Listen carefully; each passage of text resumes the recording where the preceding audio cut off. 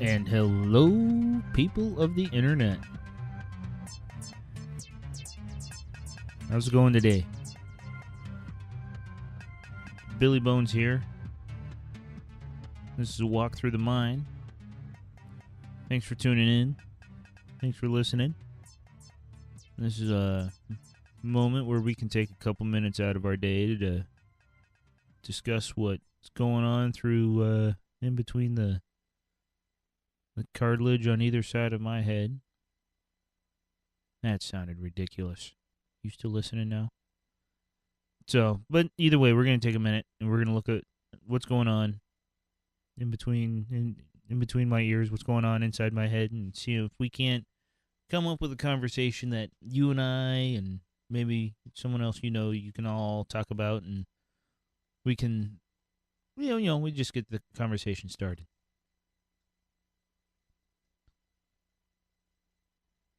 And today I'd like to take a minute to look at the idea of individuality and culture backgrounds and how they can evolve.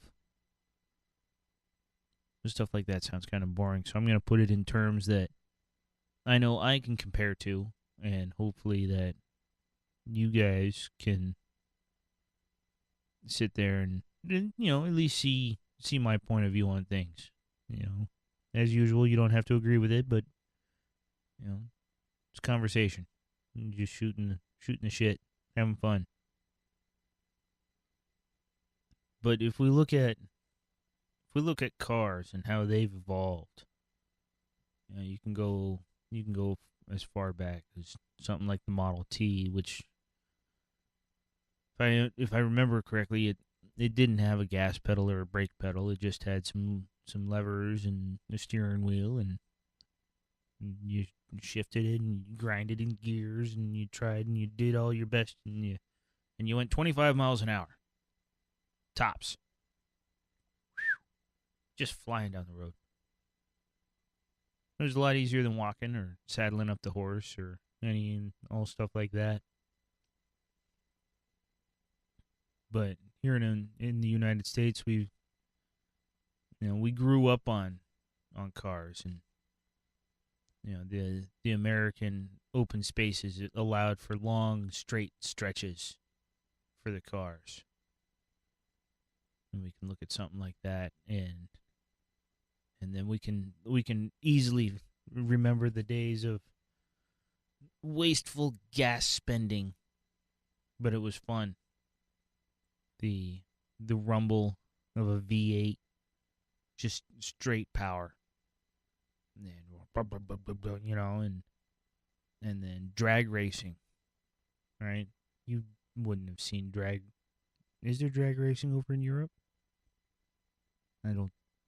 There might be now, but did it evolve in Europe like it would have here in America? We had NASCAR. Fun fact about NASCAR, didn't just kind of appear out of nowhere. That came from the Prohibition.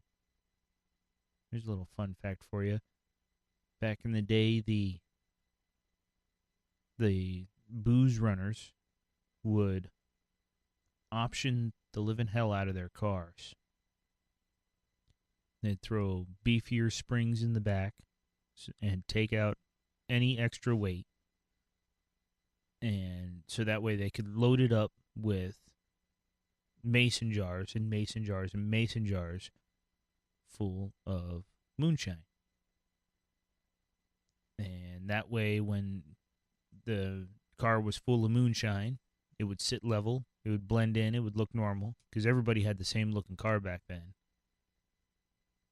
And you just blend in, and you do your thing. But with all that extra weight, you needed extra power. You need torque and horsepower, so you would upgrade your engine. You had fancy bells and whistles, and dual carbs, and even sometimes as far up as 4 carburetors under one hood. Just going hog wild, getting crazy, having a blast. And then, the work would be done for the month, right? You didn't have to go smuggle booze across state borders or across town, or however they decided to do it. And then you'd have your car. You'd have your fancy fast car. So what would you go do with it? Well, you could go down to the local street light and go against your buddies or your fellow competitors, and one stoplight to the next. There's your quarter mile, eighth mile, whatever. We're not talking about big cities. Yeah, I'm sure there were, but for the most part, we're talking rural United States. But then also within the off time, you had people forming circle tracks, seeing how fast they could go around and how many laps they could go around, and throw in the endurance of it and the skill of being able to pass everybody, and it became an easy pastime. Right? We evolved our cars, big motors, loud motors, going fast. You didn't have to be technical. You just had to be big, loud, strong, and have fun. That's where we built our cars. And we have some fun cars that we've built. We have some phenomenal product lines that have lasted throughout the ages. But then we can take a minute and we can look at the similar upbringing of Europe, and Japan for that matter, right? Their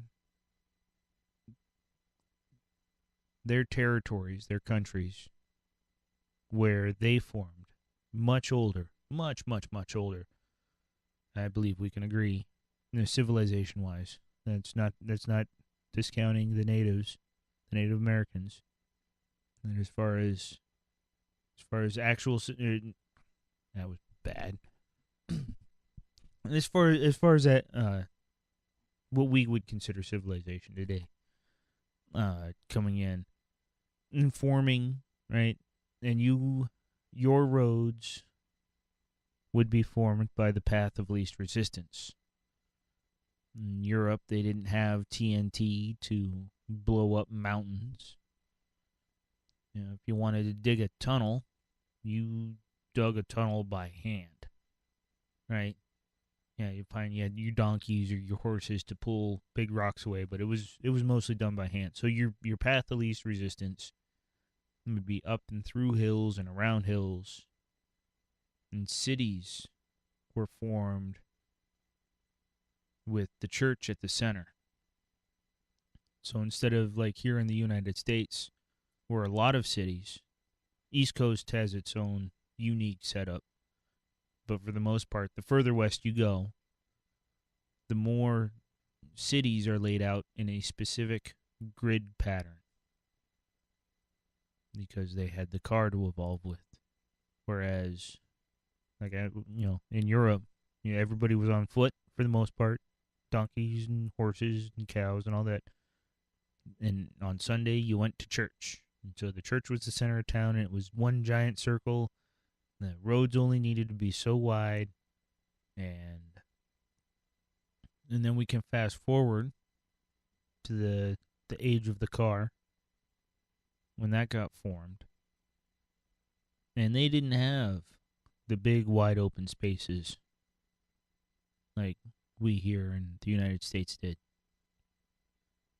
They had tiny roads built for horse and buggy, horse and carriage. I apologize, I'm not up on my terminology on that. So you got narrow roads, you got windy roads, you got tiny streets in town.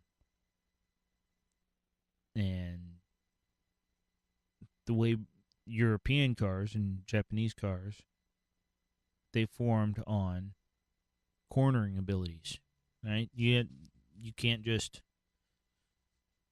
drive your car and expect everybody to be sitting comfortably with the suspension and whatnot being built the way it is in the United States. United States, big clunky cars meant to go straight. European cars, small, tiny, and meant to corner. And through American technology, I can't say that. But through the evolution of cars as a grand scheme, right? You don't just you can't just look at Ford or BMW or Honda, right? You can't just focus in on individuals in the grand scheme of things, because the whole conversation revolves around cars. The cars themselves, they have evolved. You got, the Japanese and the Koreans who have put a lot of time and effort into figuring out how to make things compact with high horsepower. The United States cars have high torque. But everything evolved, right? Better materials across the board, across the globe. Local knowledge on cars themselves improved. Just because we here in the United States figured out one thing doesn't mean that, people in Japan or people over in Europe weren't paying attention to what we were doing, and vice versa. Although it seems that the United States took their time on learning how to make a car corner. But granted, we had less of a need than everyone else did. But now we can go with one of the better examples as far as the United States learning their lesson. We can look at the latest edition from Chevy, the newest Stingray, which uses an independent rear suspension to help keep traction at all four wheels in cornering. And yet you can still have the big burly sounding V8 up front. And when you give it the option to go straight, it goes straight really, really, really well. Now, I know that's in a nutshell, right? It's all kind of simplistic. But I don't see the need to go too deep on this one.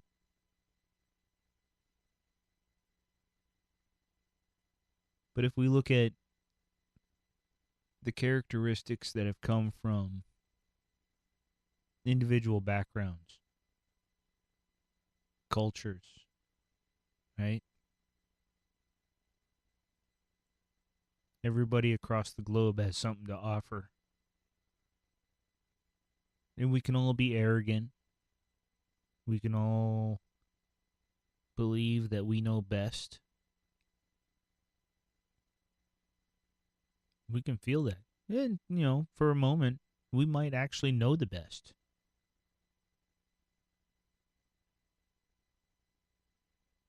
But when we're stuck up on our high horse, stuck up on our pedestal,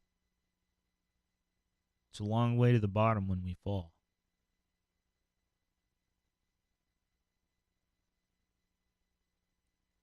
It's good to look at culture and upbringing and see what it has to offer for the grand scheme of things. You and I aren't cars. At least I believe I'm not talking to a car. But you have an upbringing, I have an upbringing. We have stuff in our past. We all have something to add. Sometimes it's not the greatest. I don't know which car manufacturer made the worst paint. But someone out there did. Someone out there used the wrong paint. Yeah, no. Late 80s, I used to have a late 80s Chevy, and that paint was crumbling off faster than anything else. Maybe that's the care. That's the care of the previous owners. But I remember hearing stories about problems with paint. But don't, just because the paint's crummy doesn't mean that they're not in the process of learning. When you fall down, you have to pick yourself back up. And we can all do that. We can all be here helping each other. So, but again, hopefully you can take some of this stuff that I've talked about, mix it in with your ideas, add it to your upbringing, your list of things that you have an idea of, and we can all apply our own ideas and learn from each other, and we can all advance. We can get that cornering ability mixed in with that straight line power and a great sounding exhaust. You can reach me on the Twitters at BILLYBON3S. Send me love mail, send me hate mail, compliments and criticism. I love you guys.